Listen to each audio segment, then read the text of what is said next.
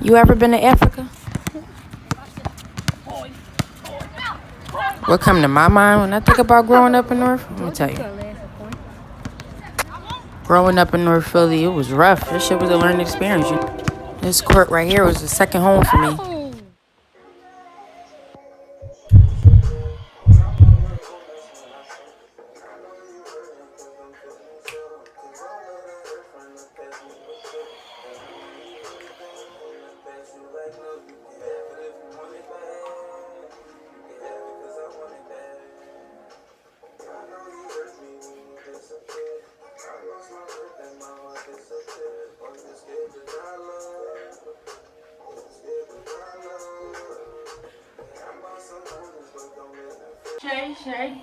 Shea Butter. Welcome back to the Shea Butter channel, y'all. Listen, I'm hosting a talk show, y'all. Listen, I said a talk show.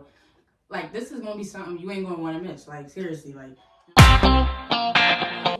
give it up. So, basically, like, here on my talk show, it's gonna be like, this is what I'm gonna do on a SHEAA Butter channel.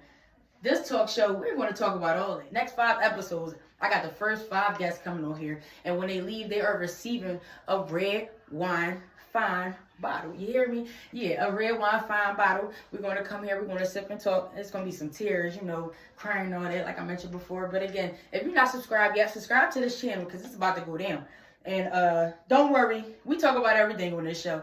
It's not just, you know, HEAA Butter Talk Show, and it's going down to the Shea Butter channel. This, that, and the third. No, I want everybody to feel free to, oh, can I, you know, come on your show? I feel like this is an open environment, you know, understand the situation, but we're not gonna. I wasn't no girly girl. I played basketball, of course, as you know. But I was in other things too. Like my mom put me in karate. She put me in dancing, ballet, tennis, basketball camps, all types of things, you name it, like camps far the fucking way.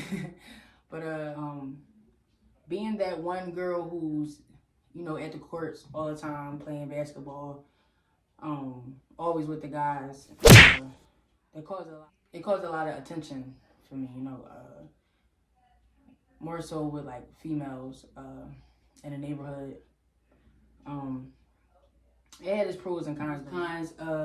They just basically came with living in the, you know, the neighborhood, living in the projects, whatever you want to call it.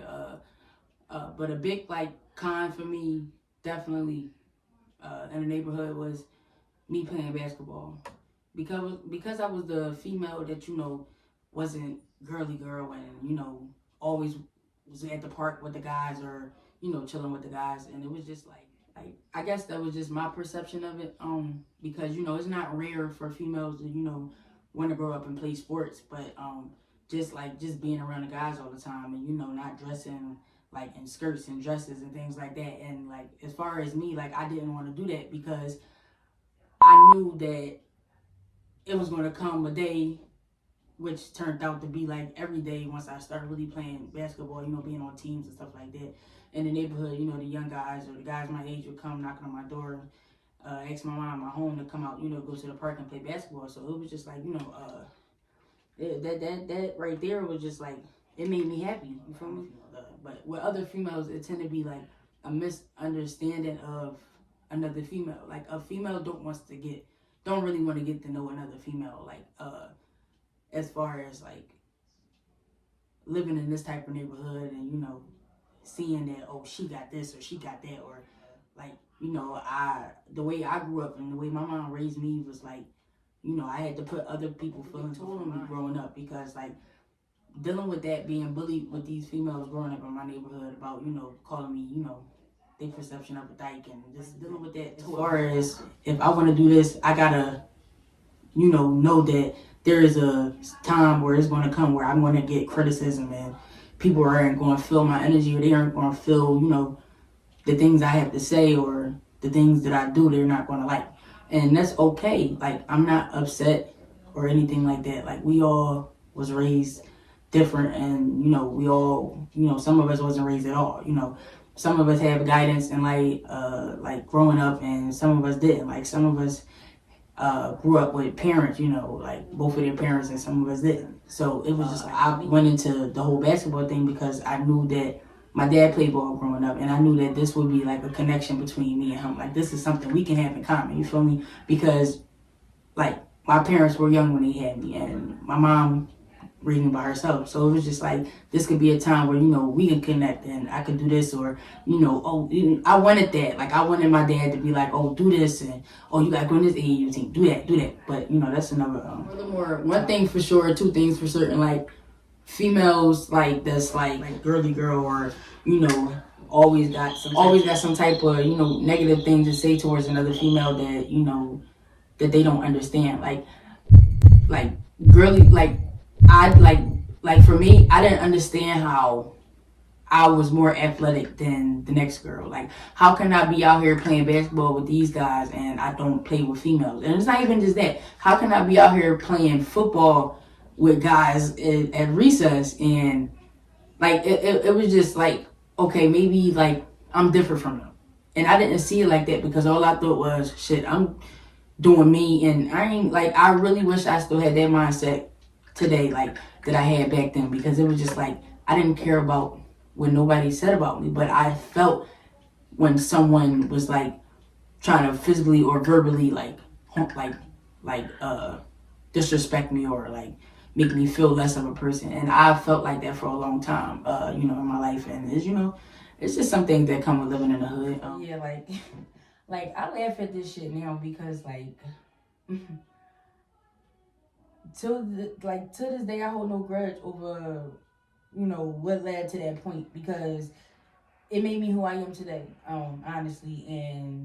And honestly, shit that phased me then can't phase me now. Like, what tore me down can't hurt me. So yeah, like, long story short, our environment has an impact on females, not just men, like, in these communities. Like, us females, we go through a lot too, like, and that's what this show is about. Like, when my guests come on here, we're going to talk about like real life shit, and it's going to bring tears, it's going to bring joy, it's going to bring happiness, it's going to bring fun. Like, I'm going to bring dope to the show. Like, you trust and believe that. But like, on a serious note, like ladies, let's do this shit. Like, this is Sip Talk. Like, the wine is going to be here. Like, it's going to be lit. So like, let's do it. I hear Wallow and Gilly, you know, give game to all the youngins, you know, all the young boys on the corner, all the young boys are, you know, out here in the streets and out here locked up and all this. But who give game to the young girls? Like, keep them from, you know, getting locked up over a nigga, or, you know, dealing with a guy, and how to treat a man, and how to love herself first before she can love any man. Like, who give us game today? I've learned a lot dealing with men, you know, and it takes a lot, you know, coming up in this world, not being able to, you know, get that guidance, know how to love a guy, know how to love, you know, treat a man, things like that. Like, it's not easy, like, for a person that don't know. This is for the ladies. This is for the... know what y'all about to get yourselves into. Like, tune in. Our first guest that's coming to the show, on this talk show of mine. But yeah, so like, tune in next week. Stay true to yourself. Stay true to your story, and subscribe now. Like I said, don't wait. Take it how you want. Listen, we out here breaking generational curses. We ain't playing, y'all. Yeah, all my ladies, we out here breaking generational curses. We ain't playing, y'all. You heard what I said. We out here breaking generational curses. We ain't playing, y'all. Tune in.